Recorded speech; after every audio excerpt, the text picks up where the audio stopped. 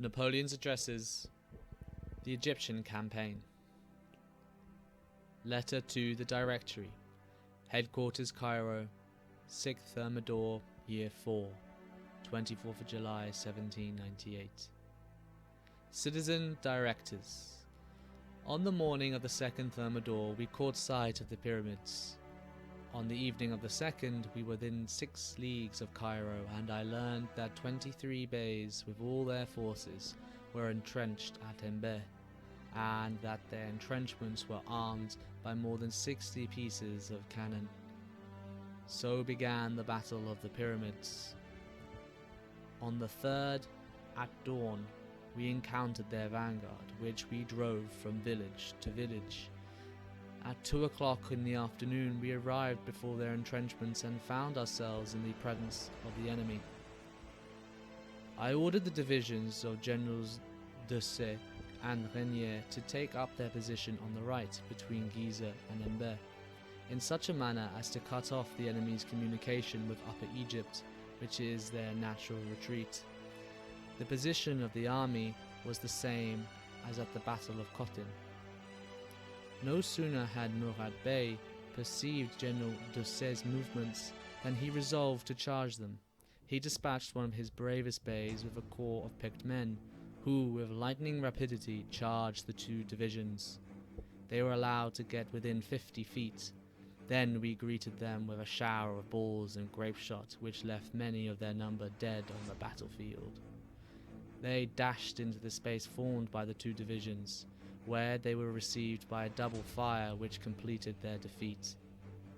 I seized the opportunity and ordered General Bond's division, which was on the Nile, to prepare for an attack on the enemy's entrenchments. I ordered General Menon's division, which was commanded by General Vial, to bear down between the corps that had just been charged and the entrenchments, in such a manner as to accomplish a triple end of preventing this corps entering their entrenchments, cutting off the retreat of those who occupied them, and finally, if necessary, of attacking the entrenchments on the left. Directly the generals Vial and Bond were in position, they ordered the 1st and 3rd divisions of each battalion to draw up in columns of attack, while the 2nd and 4th retained their former position, forming a square battalion, now only 3 deep, which they advanced to support the columns of attack. General Bond's columns of attack, commanded by the brave General Rapon, threw themselves upon the entrenchments with their usual impetuosity, in spite of the fire and large quantity of artillery, when suddenly the Mamluks made a charge. They emerged from their entrenchments on a full gallop, but our columns had time to come to a halt, to face all sides and receive them on the points of their bayonets, or by a shower of balls. In an instant, the field was strewn with the enemy.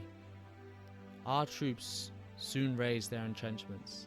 The Mamluks fled, precipitating themselves en masse upon their left, but General Vial was ready for them. They were obliged to pass within 5 feet of the battalion of our riflemen, and the butchery was awful. A large number threw themselves into the Nile and were drowned. After the numerous combats and battles that my troops have gained over superior forces, I should not think of praising their conduct and their sang-froid on this occasion. But were it not that this new method of warfare has required on their part a patience which contrasts with the French impetuosity, had they given way to their ardour, they could not have gained the victory, which was obtainable only by great coolness and patience. The Mamluks' cavalry displayed great bravery. They defended their fortunes, and upon every one of them our soldiers found 300 to 500 louis. It would be difficult to find a land more fertile, and a people more miserable, more ignorant, more abject. They prefer one of our soldiers' buttons to a 6-franc piece.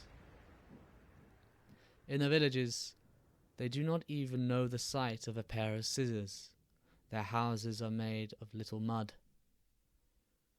Their sole furniture, is a mat of straw and 2 or 3 earthen pots. They eat and burn very little as a general thing. They do not know the use of mills. Consequently, we were frequently bivouacked on stalks of wheat without being able to obtain any flour. We live on vegetables and cattle. The little grain they do use they grind into flour with stones, and in some of the large villages they have mills turned by oxen. We are constantly annoyed by clouds of Arabs. They are the greatest robbers and the greatest rascals on the face of the earth, assassinating alike Turks and French, or any one who falls in their way. Brigadier General Miraut and several aides de camp and officers of the staff have been assassinated by these wretches. They lie in ambush behind the banks and ditches on their excellent little horses, and woe to him who ventures to wander 100 feet from the columns.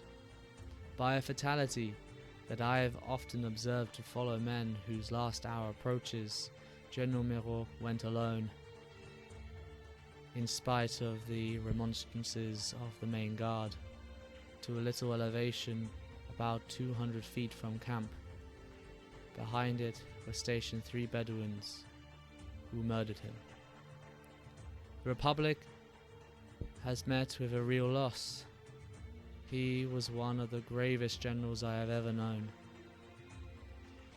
There is very little coin in this country, not enough to pay the army. There is plenty of wheat, rice, vegetables and cattle. The Republic could not have a colony better suited to its needs, nor of a richer soil. The climate is very healthy, owing to the cool nights.